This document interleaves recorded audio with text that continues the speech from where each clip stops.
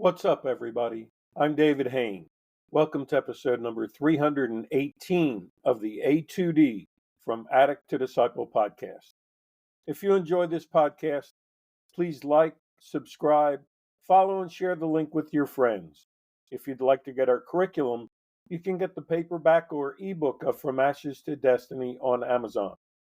Today's episode, again, number 318 of the A2D from Addict to Disciple podcast, is entitled Healing is the Key.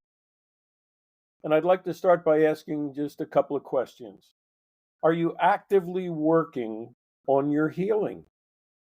Or are you just focused on getting clean and sober? The reason why I'm starting with those questions and the reason why this episode is called Healing is the Key is I've been getting tons of questions on how will I know when I'm ready to move back into society? How will I know when I'm finished with my program? How do I know when I can trust myself again?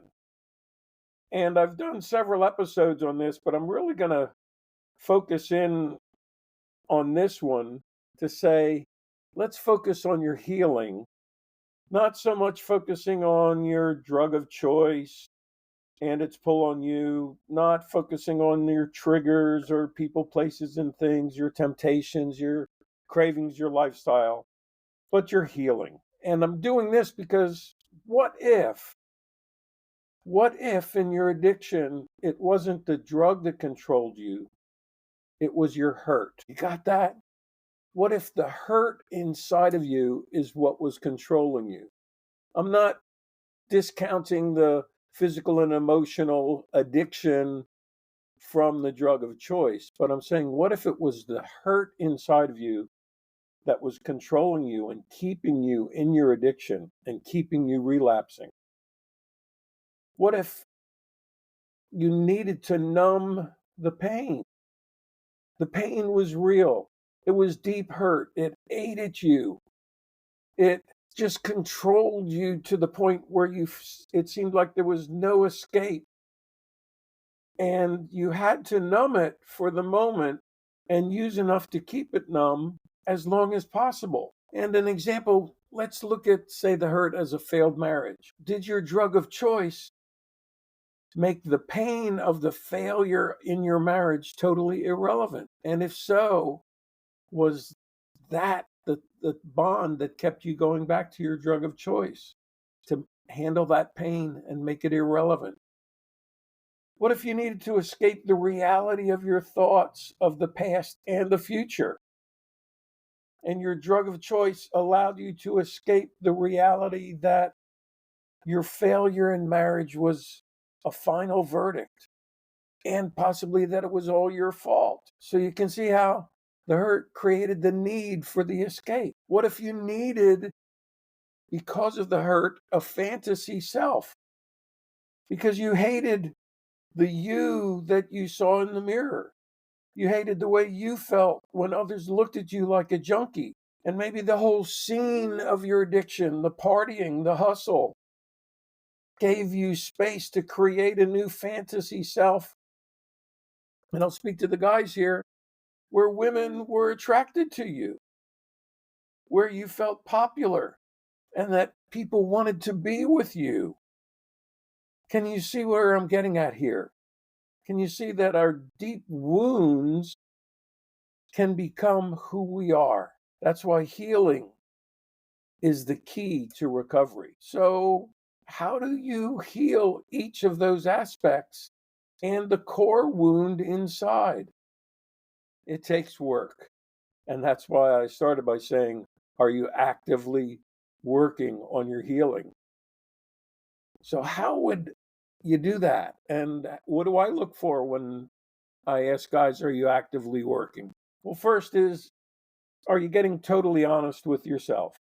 Are you digging in, acknowledging your pain, acknowledging your hurt, your trauma, writing it down, journaling about it, journaling your beliefs about that hurt, your thoughts about that hurt, your emotions and feelings about that hurt? Are you really digging in and doing the work that way? The second point I look for is, are you being vulnerable? Are you openly sharing with someone? Because we all need someone to work through our healing with. We don't just do it on our own. Journaling isn't the whole answer. We need to be able to voice it out. We need to be able to speak it out and get feedback to make sure that we're covering all bases, so to speak. So, are you actively pursuing your healing and realizing that if you're actively pursuing, I don't want it to overwhelm you. So, plan in breaks. You want to have some time off where the intensity is lessened before you lose your enthusiasm, before you go numb or burn out, and then get focused on the failure again.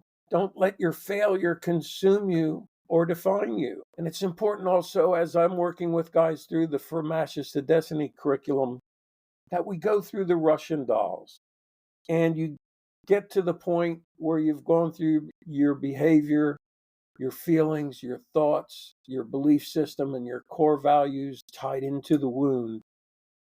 And then we begin to redefine your core values, find your new identity, build your new identity, and embrace your transformation. You stay focused on the present and let a present you that you actually like open the doors to your future. You don't jump into the point of saying, what's next, and focus on your future and forget the present. I'd also ask you, if you're actively working on your healing, are you staying authentic with yourself? Are you taking regular self-inventory of your escape? So if I would ask you the question, what reality are you still escaping even though you're working the program? Could you answer that? Can you talk about the things that you're still numbing, the thoughts and feelings and pain that you're still numbing? Can you talk about fantasy stuff that is creeping back into your thoughts or popping up when you least expect it? And when these things creep back, whether it's escape or numbing or fantasy, when they creep back and pop up, what's your response time? How quickly do you react to that and get a plan? So I'm going to also ask, how are you responding? Are you dealing with it right away? Are you going back, taking inventory, and sharing with someone?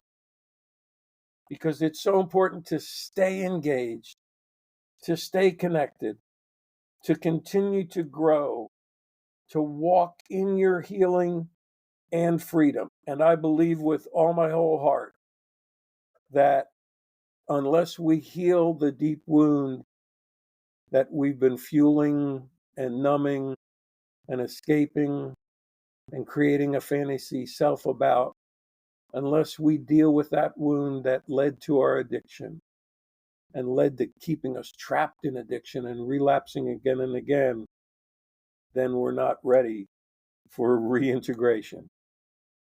So are you actively working on your healing? Because healing is the key. Thanks for listening to this episode of the A2D from Addict to Disciple podcast. If you were saying that's me as you listen, then it's time now to reach out and join a group. You can message me on the link in this podcast or by email at davidfroma2d@gmail.com, or go to my website, www.froma2d.org, and click on the contact page. Keep listening to future podcast episodes, and as always, stay safe and stay resilient.